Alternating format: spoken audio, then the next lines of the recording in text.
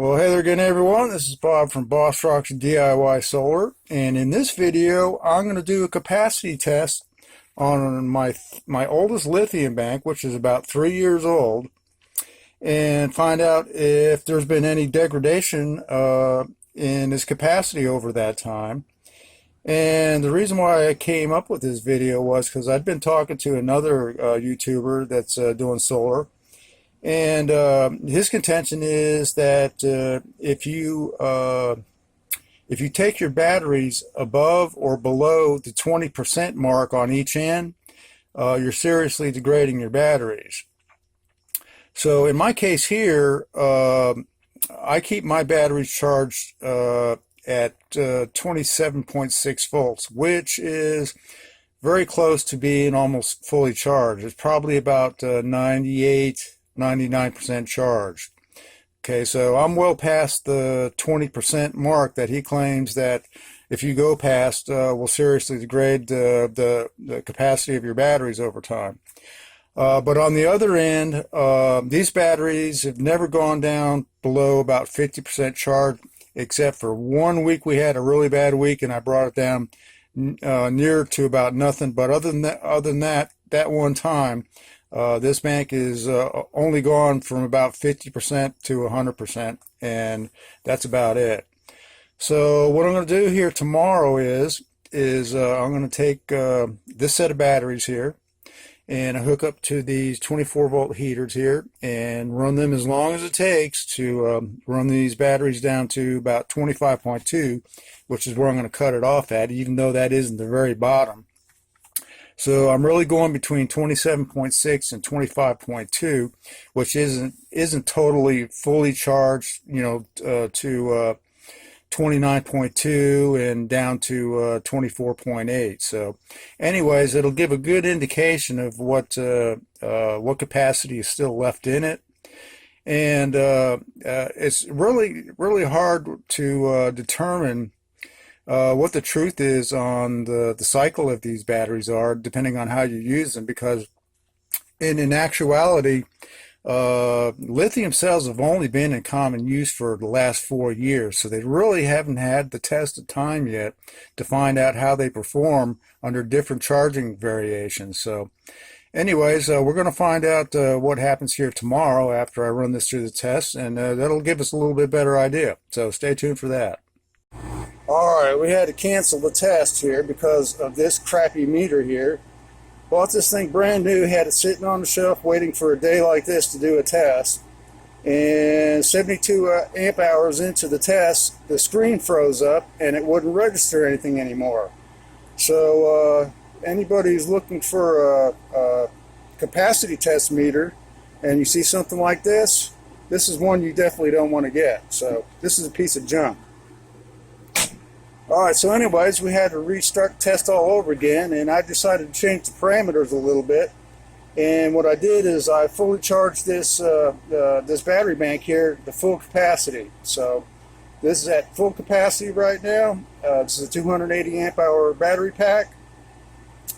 And I've got my column meter here, the new one that I'm using, set for 300 amp hours. So if we were to do a full 100% capacity test on this, and this battery was still at full capacity, I would see about 20 amps left on that meter there.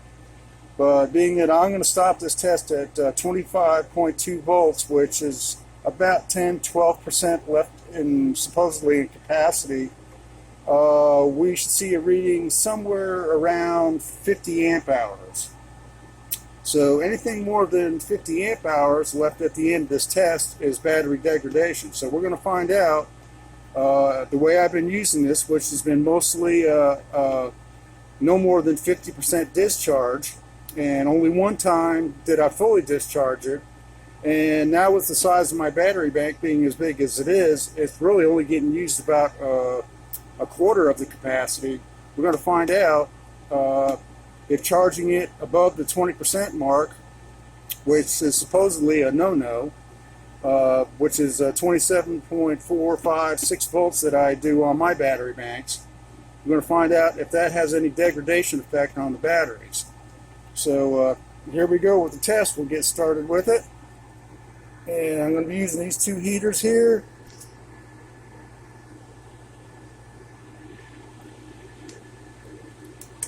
There's one, and there's two.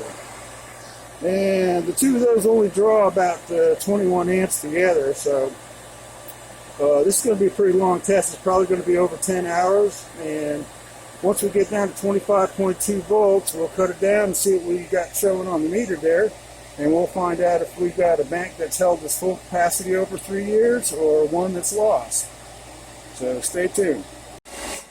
Alright folks, well here we go. We're approaching the end of the test, and I've got something quite remarkable to report here.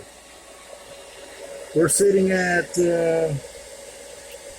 50 amp hours here, and at that point I was expecting to see that the bank would be down to the knee at 25.2, and as you can see, alright, we're at 25.5, and we're still 0.3 of a volt away from hitting the knee.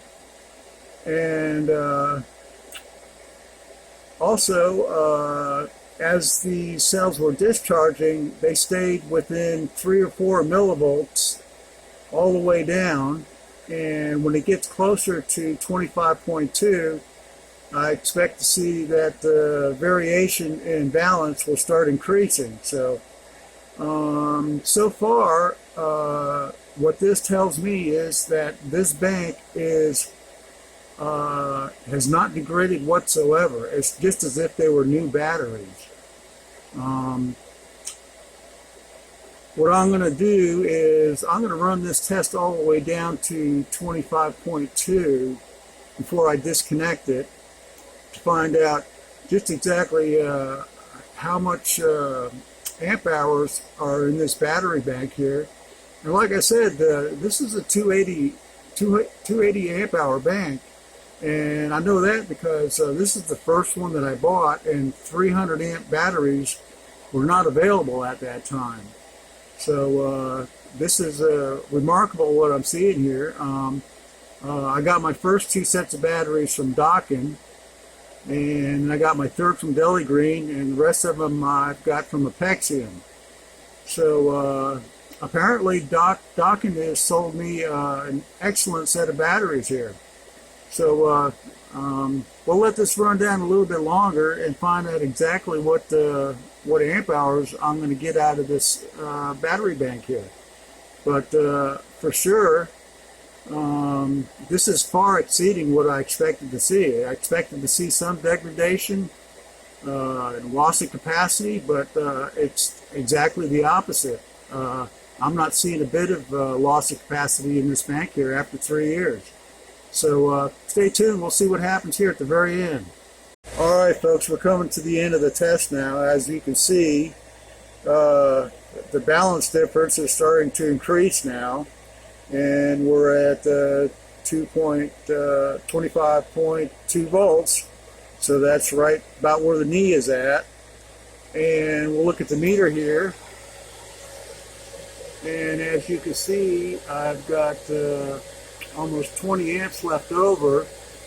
And if you remember, we started out at 300 amps, and if this was an actual 280 amp battery, the test would have ended all the way down to the very bottom at 280. But since we're ending the test now, we're still 10% left on the battery bank, plus